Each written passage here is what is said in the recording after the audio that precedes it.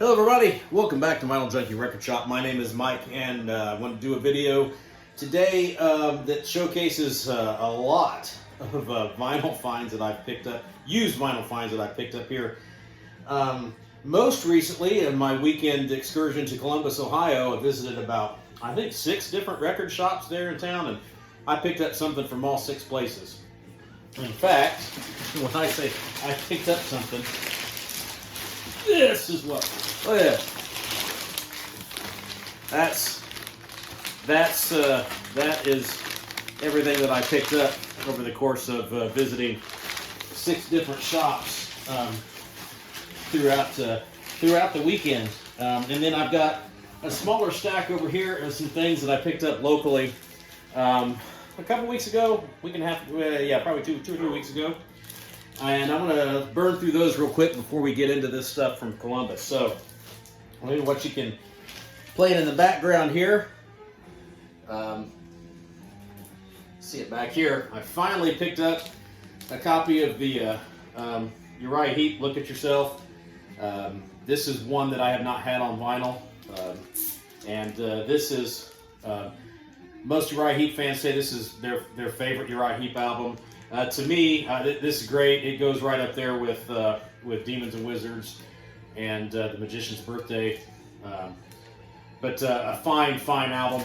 I haven't seen. I've seen this for as expensive as $30 or more, and as cheap as a couple dollars. That's really all beat up. This one I picked up for single-digit price, and it sounds really good so far. The only thing is the previous owner, Freddie Burr, I don't know, Freddie somebody was kind enough to write their name on the top of the mirror cover here.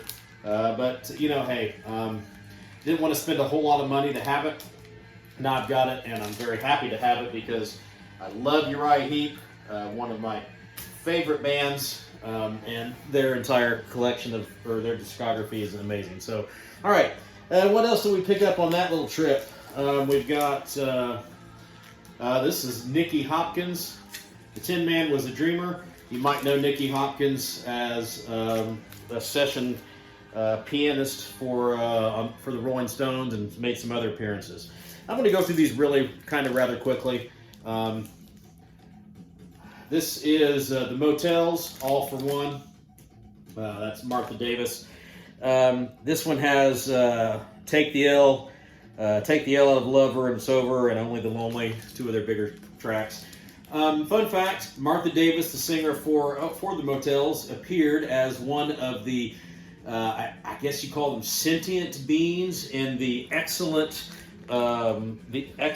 world in Bill and Ted's Excellent Adventure. It was Fee Waybill, Martha, and Clarence Clemens, legendary saxophone player for the E Street Band, that were those 3 sentient beings in the excellent realm. Okay, the Gods with Mongolians. This was a band out of Columbus, Ohio. Oddly enough, they were on the Casablanca label when Kiss came out, and really kind of more of a minor league, lesser known. They didn't make it big. Let's put it that way. But the interesting thing about this album is it has Freddie Salem on it, who is Freddie Salem has appeared in Outlaws and his own band, the Wildcats, and then some other groups he's been in. But anyway, he's a great player, great songwriter, and I picked this up really just because Freddie Salem appears on it. All right. This is something I found. I had never heard of these guys. They're from Chicago, back in the 70s. The band's called Tantrum. The album's called Rather Be Rockin'. And they look like what you'd expect if you had, bands of that day. Heart, Styx. Says if you love Heart, check them out. But yeah, there's some really good stuff on here. I had never heard of them, and that's what I like about my record collecting. I like to go on digs, and I like to find stuff from bands that I am not familiar with or that I never heard of. And then, of course, I like a lot of different genres, and one of my favorite singers ever, icons, is Frank Sinatra. And this has two of my favorite albums from his Capitol days, the Songs for Young Lovers and Swing Easy on one vinyl. So I don't have a whole lot of Frank Sinatra on vinyl. I was glad to pick that one up. All right, so that was that. Now let's get into what I've got from my trip to Columbus, and we'll start with this was from a place, man, I don't think I have the names of all of the record stores, and I don't have the time or the wherewithal to link them all in the video, but if you're so inclined, just Google Columbus, Ohio record stores, and you'll get a whole list of them. The ones that I do have the names for, or that were at least on there, if I have a receipt for them, I'll mention them. But I don't. This one I think was called RPG, Records, RPM, Records Per Minute. Records Per Minute. That's where this one was from. And this is the band. This is the album that was playing when I went inside, and it sounded really, really good, and I relieved them of it. This is the Climax Blues Band with Rich Man. Really, really great UK band that played kind of a bluesy style rock. They never quite made it too famous, but they were around for a while and had a pretty extensive discography. And this is a great album. Rich Man, Climax Blues Band. And I picked up, just out of their $2 bin, I picked up another copy of Zebra's debut album because mine is all beat to hell. It doesn't play very well. And this one, upon inspection, looked really clean. And, we'll see. And if it doesn't sound better than my copy, I'll give it to my kid. I'm sure he'll like it. All right. What else do we got? Let's get into this stack. I have some things that were new, some that mostly used. What I was really after was like dollar bins. You don't find a lot of genuine dollar bins anymore where you can just get records for a couple bucks. And that's what I like to do with my collection. I'm not one of these hardcore collectors because it's gotten to be too expensive. I have stuff to listen to, and this is my little music room, and I kind of want to maybe eventually redesign it to has the feel of when you go into a record shop. That's kind of what it is. You've got plenty of stuff to look through, and there's always something to listen to. And I stock it with as much as I can, which means I have to buy cheap. And if that means that an album doesn't sound as great as a pristine copy, or the jacket's got a few marks or scuffs, then so be it. But if it's playable and it sounds okay, then it fits in any collection. That's my take on it. So let's see what we've got from here. This one was from Spoonful. I remember this was a place called Spoonful Records, and it came highly recommended by a local Ohioan that I met at a Columbus Clippers minor league baseball game. He suggested I check them out, so I did pick up a few non-$2 items here. This is the first one I want to show. Great band. Their debut album, I think, is one of the finer metal debut albums. Icon, self-titled. This was a 80s metal band out of I want to say Arizona. Excuse me. But this is their second album, Night of the Crime. There was, I think, a lot of pressure on them from the label to come up with some more radio-friendly stuff. But this is the same lineup from the original. Dan Wexler, great guitar player. John Aquilino on guitars. Stephen Clifford, who was an amazing vocalist. Tracy Wallach on bass. Pat Dixon on drums. But this has a few killer tunes on it. My favorite being Out for Blood, and then The Whites of Their Eyes is a great song. Um, this was had a much more commercial feel. It was a lot less heavy, but there are some heavy moments in this album. And I don't see this out in the wild too often. And I got it for what I thought was a decent price. So yeah, I picked it up. And then I saw this one. This one I had the cassette of this many years ago. This is one of those classic early '80s American power metal bands. This is Tyrant with Legions of the Dead.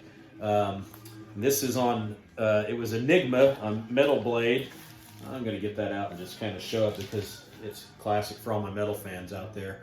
Got that classic Metal Blade logo. But I was really kind of surprised to find this one out in the wild at the price point I found it. It looks very clean. I mean, looks are deceiving. The grooves could be, eaten alive, but it's got there's the original inner sleeve with the lyrics. So I was happy to pick it up. I might put that aside. Put that aside later for the sake of time. Okay, next up, Heavy Metal Kids with their debut album from 1974 on Atco. I think I read where this was maybe one of the first albums to be released on Atco, which was, I believe, a division of Atlantic Records. And some of you may remember or heard of this band, the Heavy Metal Kids. I only heard of them because at one point in time, John Sinclair, who was a keyboardist on Uriah Heep's Abominog, which is my favorite Uriah Heep album, which came out in the 80s, mid 80s. He had a stint in this band, and that's where I remember seeing the name of the Heavy Metal Kids in some kind of bio for him. But this is really pretty good. It's got the lead-off track, "Hanging On," is a real hard-driving blues rock kind of thing that was, sounded a lot like what AC/DC was doing in this time of the 70s. So this is a very kind of eclectic album. There's some slower moments on it, but there's some good driving hard rock. And I guess Heavy Metal Kids was the name of the band came from characters in some novel. I read it and I've forgotten it, but maybe one of the earlier uses of the the term heavy metal. But anyway, I'm happy to have that one now. This one I remember too. I remember having this on cassette because I remember the album cover. Because as a kid, I thought, man, that looked pretty cool.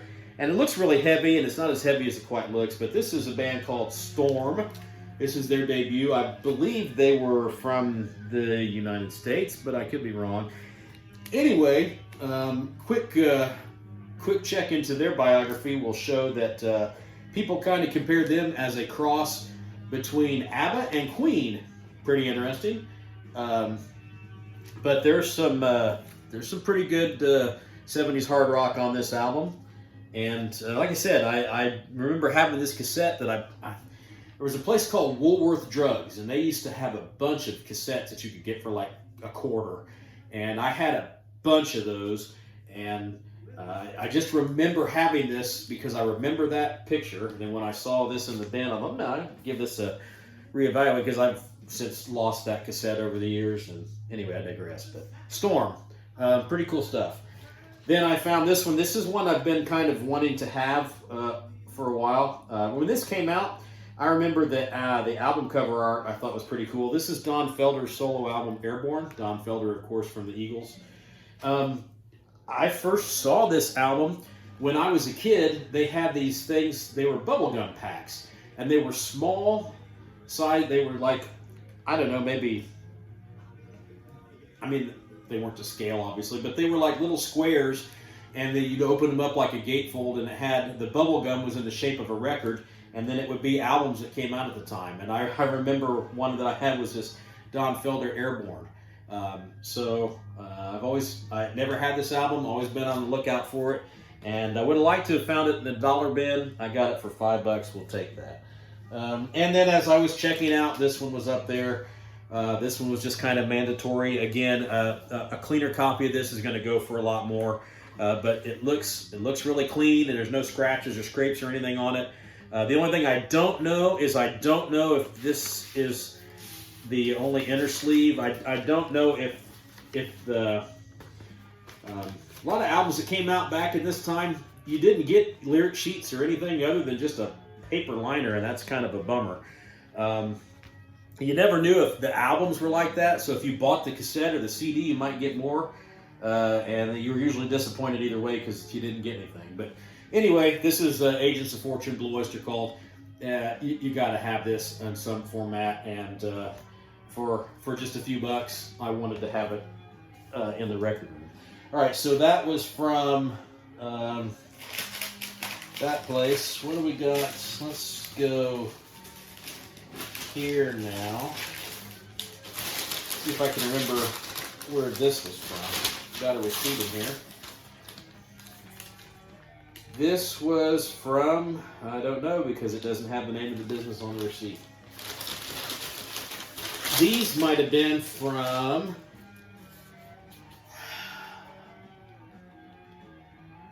these were from, there were, we said we had Used Kids, the one I just mentioned. There was a place called Elizabeth's. There was Records Per Minute, and I never. Anyway, this was again.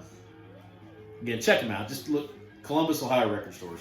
But anyway, these were all on the $2 wall, so these were all for $2. Try to go through these a little bit quicker because I'm running at the mouth and taking up more time than I wanted. Mick Jagger's solo album. This is pretty cool because just some of the other players that he had listed on it.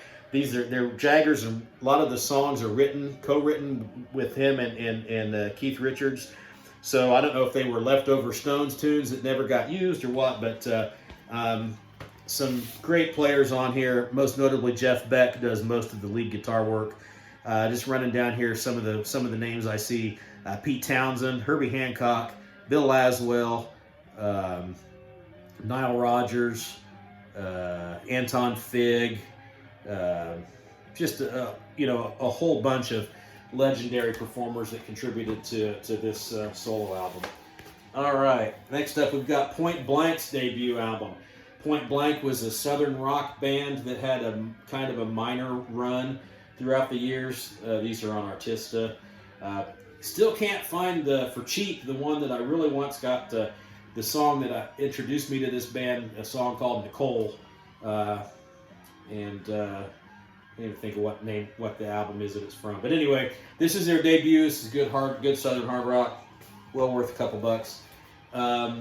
Robert Plant's The Principle of Moments. This one has In the Mood, Big Log, anything. Yeah, it's Robert Plant. Can't go wrong. And even though these are just a couple bucks, most of these are pretty clean. They're pretty clean copies. This is Tom Cochrane and Red Rider with Victory Day. This came out in '88, and I had this on cassette because I really loved the song Big League, which is a really sad song about a guy's son who gets into playing Major League Hockey. I believe it's hockey, and then his life is cut short tragically. But great song, Big League, and then the rest of this album is really good too. Super stoked when I saw that one in the bin. And here is Survivor with Vital Signs. Everybody knows Survivor, classic 80s AOR rock. The tunes on here I really like. I Can't Hold Back, High on You, The Search Is Over. They had some good hard rock moments along with their real kind of commercial sounding melodic stuff. This is a great record. Again, well worth a couple bucks. And Billy Squier with Enough Is Enough. I really like Billy Squier. This album wasn't as hard rocking as previous efforts, but there was some good stuff on here. Really cool picture of Billy in the back. So yeah, anything Billy Squier, a couple bucks, take. All right. Wish I could remember what the name of that one was. These are the ones I think that were from Elizabeth's. I'm not even sure. But let's go here. Again, these all came from the dollar bin. I think they were they were either $1 or a couple bucks. But another Point Blank. This is Airplay. It's kind of beat up. I saw this a lot, and I think I saw a copy of this in at least every store that had a bargain bin. But that's the one I ended up getting. This is the Michael Stanley band with North Coast. Again, kind of, I want to say they kind of had a little southern rock feel maybe, but just kind of more AOR kind of rock from the 80s. Here's Kansas's debut.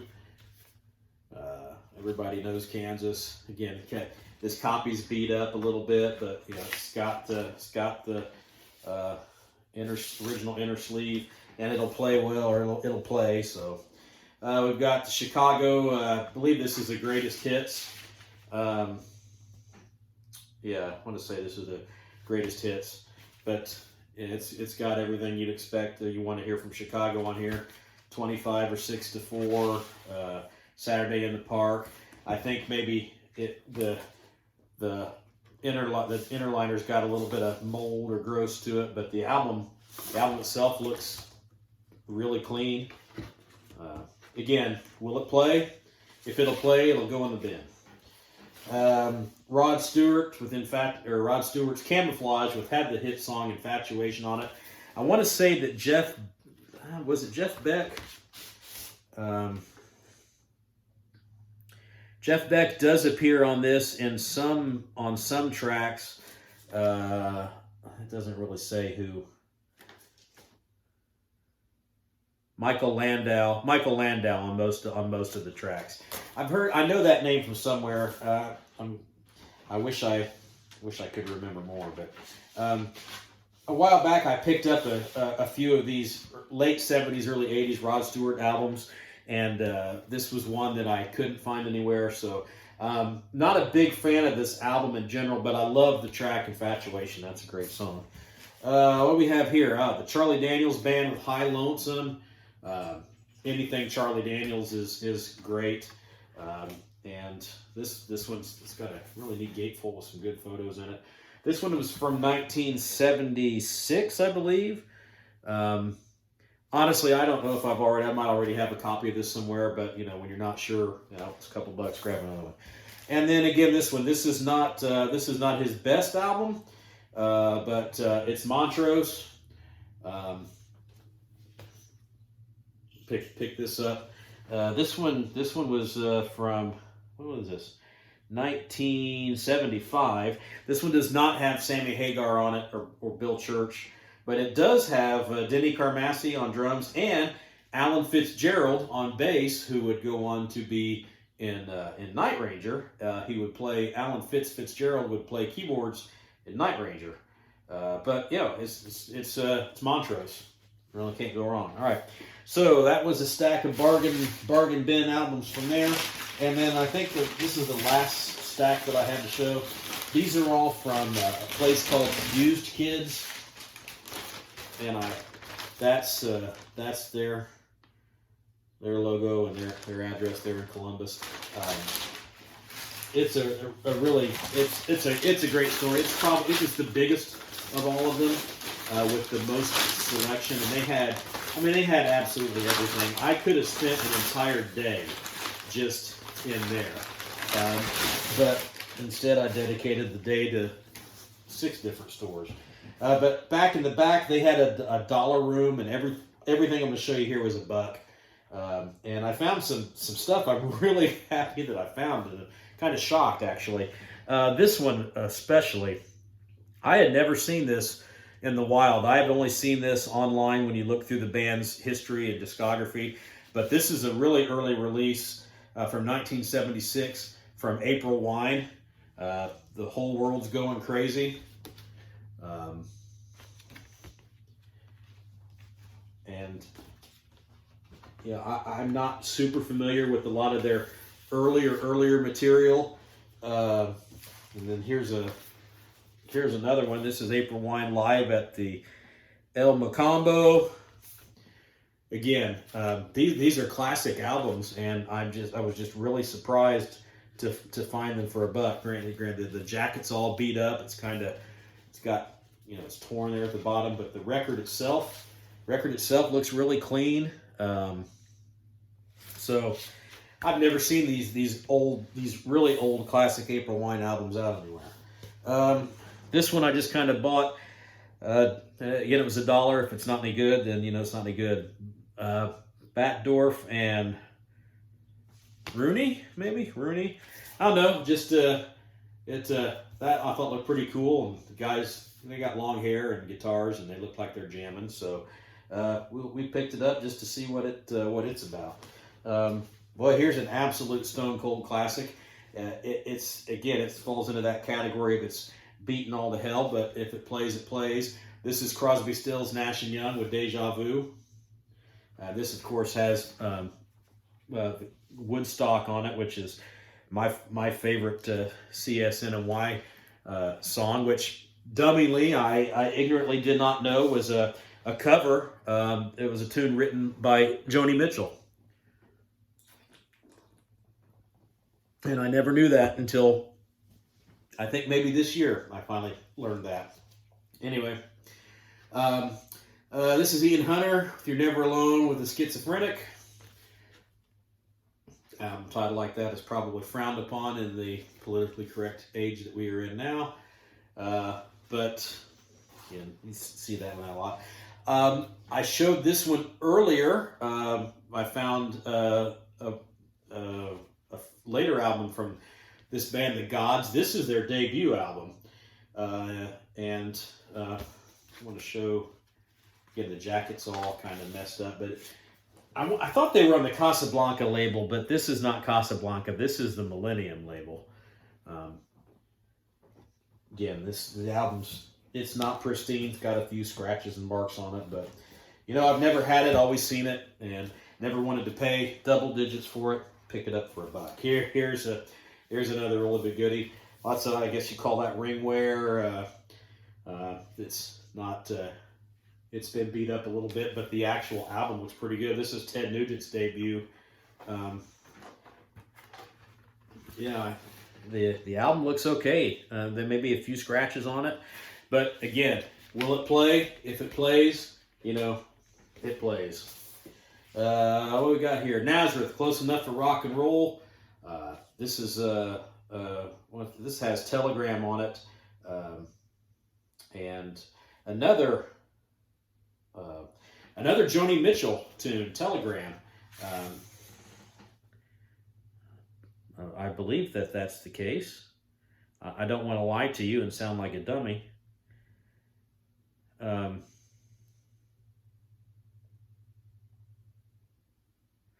Maybe it wasn't. Man, something that Nazareth did that I've always really liked was a Joni Mitchell tune. Maybe it's not Telegram, but anyway, this has Telegram on it. Great album. One of the more harder rocking albums. Stevie Winwood, Ark of a Diver. This has While You See a Chance on it. That was a song that got a lot of radio play back when this came out in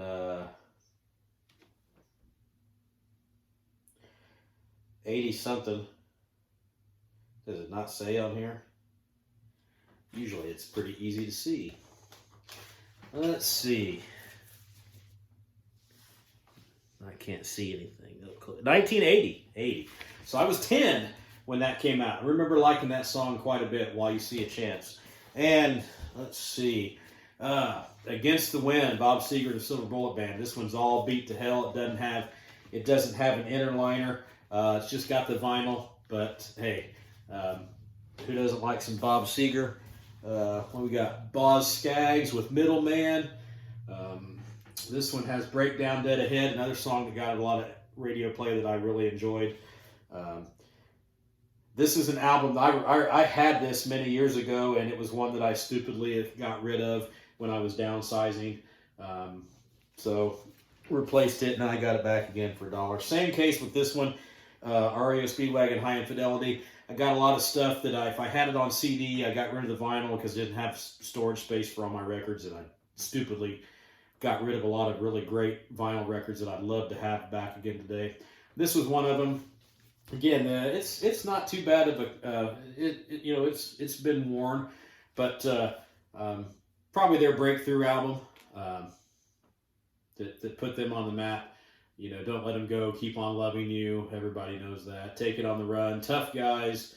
Wasn't their hardest rocking album, but very commercially successful, brilliant record nonetheless. And this is the last one I've got to show, and it's Robert Plant with Pictures at 11. This one had Burning Down One Side was the song that I really liked from that. I want to say I believe this is Robert's debut solo album. It came out in 1982.